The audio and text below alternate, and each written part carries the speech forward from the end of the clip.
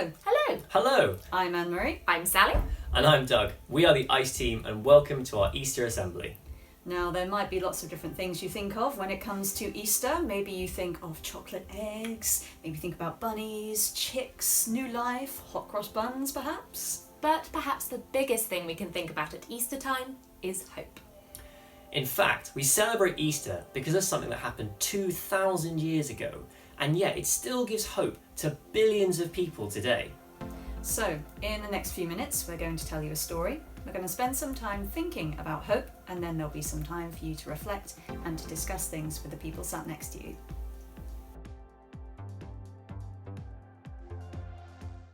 Two travellers set off on a journey. Up until 3 days before, they had been followers of Jesus. But now, they didn't know what they were anymore. They had watched Jesus teach crowds, heal people, and do amazing miracles.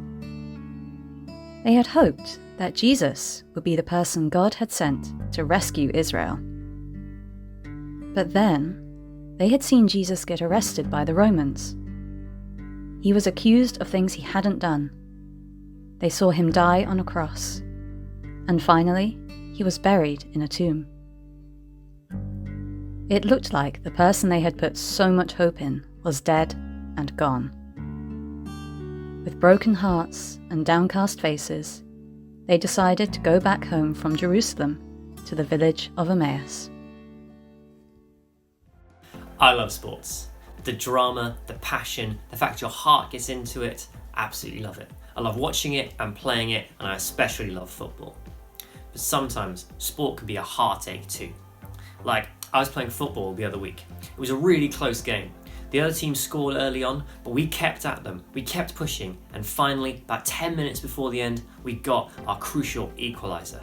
The whole team was lifted, enthused by the fact that all our hard work had paid off. We were going to get something from this game. We even thought we might sneak a winner. But then, seconds before the game ended, they scored. They hit us on the counter. We didn't get enough defenders back. It was 2-on-1 versus the keeper, and the ball smashed into the back of the net. We looked at our watches, hoping there'd be enough time to boot the ball back up the field, try and get something. But the whistle went.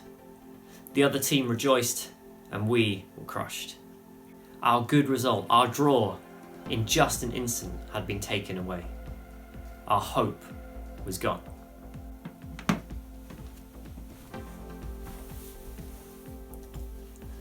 And the Easter story starts with a loss of hope too. These people had followed Jesus for 3 years. They'd given up their lives to be with him because they thought that he was the answer. They thought he was the answer to all those big questions that we have. Why am I here? What's the meaning of life? Do I have a purpose? How are we going to put the world right again? They thought Jesus would be the answer to all of them. But then he died, killed by the very people they thought he was going to get rid of, and their hope was gone. I wonder if you've ever felt like that too. Like you've had hope in something, like a good sports result or a competition you were a part of, but it didn't go your way. Or maybe even a piece of work that you'd worked really hard on, you were really proud of, just for it to come back with a really low mark. That loss of hope can be really hard to take. So why don't you turn to the people around you and discuss, have you ever lost hope?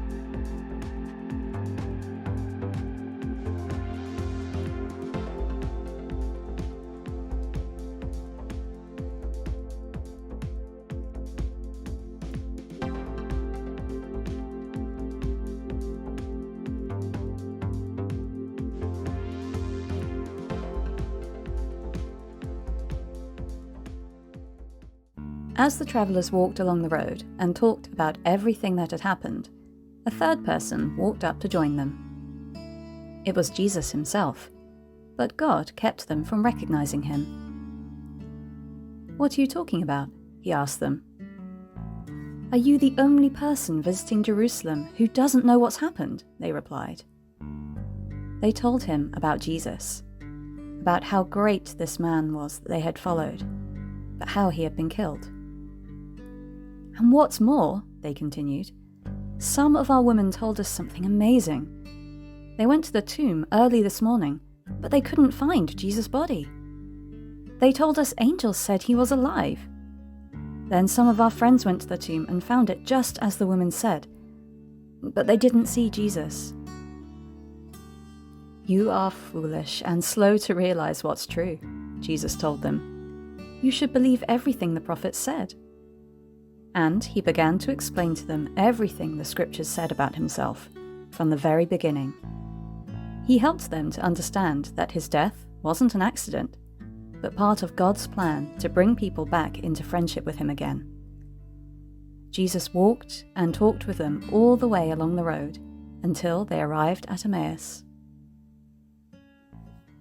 Sometimes having someone come alongside you is exactly what you need. Whether that's a teammate or a sibling, a parent, another adult you trust, or usually a friend. In bad times, or in times where you've lost hope, having someone with you can be really important. So, there was a time in my life where a friend was there for me when I really needed it. It was just during one week when I was working when an issue popped up. It was this issue with a friend I had, and it just took this just heavy toll on me. I mean, you know how it is. You know when you have this issue with a friend, which just causes you just to be all tied up to the point where it just completely just stops everything in your life and just really just gets you down. A different friend of mine recognized this, saw that I was all tied up. So he asked about it and asked if we could talk about it. My friend was there for me. He just dropped everything, just absolutely everything in that moment, just to talk to me about this issue. And he didn't try to fix the issue just like that. He took his time and he helped me find a solution. And I really thank him for that. Christians believe that no matter their situation, God will always come alongside them. In the Psalms, which is a book of poetry in the Bible, it says God binds up the brokenhearted and heals their wounds. Often, Christians in tough times will pray. Sometimes it can be a really simple prayer, like, "God, I need help," or "Jesus, I need you."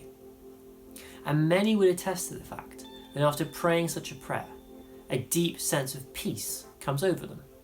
Who do you turn to in a tough time? Or who turns to you in a tough time?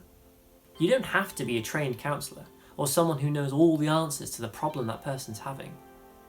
Sometimes just coming alongside someone, talking with them, being with them, maybe playing with them, even that can be really, really important when someone is struggling. But take a few moments and think about that for yourself.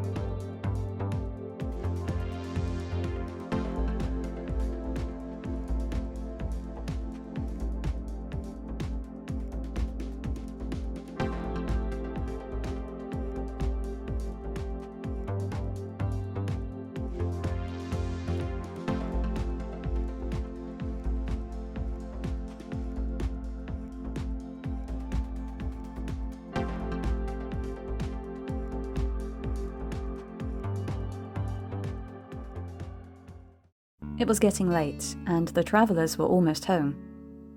Just as they approached the village, Jesus continued on as if he were travelling further. But the travellers said to him, "Stay with us, the day is almost over." And so he went to stay with them.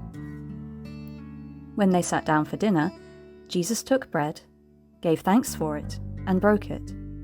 At that moment, they were allowed to recognize who he was. But when they saw it was Jesus, he disappeared from sight. Amazed and full of wonder, they thought back to their whole journey along the road. When he talked, didn't it feel like a fire burning in us? It was so exciting when he explained the true meaning of the scriptures. They got up and hurried back to Jerusalem to share the news. When they got there, they met other followers of Jesus who told them, "The Lord has finally risen from the dead. He even appeared to Simon." They shared what had happened to them on the road, and everyone was filled with joy.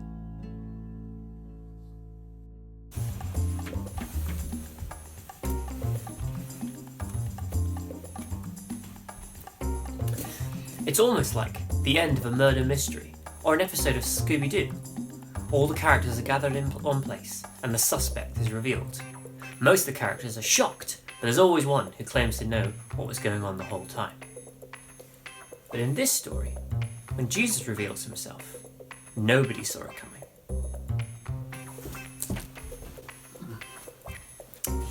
Now, a thing I love, other than dressing up of course, is art.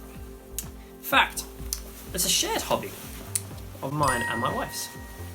We love going around art galleries, pointing out paintings to each other, picking out what bits we really like about them and which bits we think are funny or interesting, or something that makes us feel something we really engage with. One of my favourite paintings is at the National Gallery in London, and it's actually the painting of this story. It's called The Supper at Emmaus by an artist called Caravaggio. I love this painting. I love how the artist has perfectly captured the moment that Jesus revealed himself to everyone. But more than that, he's captured the hope that has refilled these characters as they realise that Jesus isn't dead, but is in fact risen from the grave. And everything that he promised and said he was going to do is all going to happen. It's restored hope that, yes, we are here on purpose. Yes, our lives do have meaning. And yes, someone is going to put the world right again. And importantly, that there is life after death. But more than that we are actually saved from the bad stuff in our life. The bad stuff that others have done, but also the bad stuff that we have done. All because of Jesus. As a Christian, I have hope in Jesus. In the knowledge that he's alive and working in the world. And that gives me hope in my life. It's like playing a game of football and already knowing what the end result will be. It doesn't matter how many goals the opposition scores because I know in the end we win. So what about you? Where does your hope come from? And what do you think about Easter and where Christians get their hope from?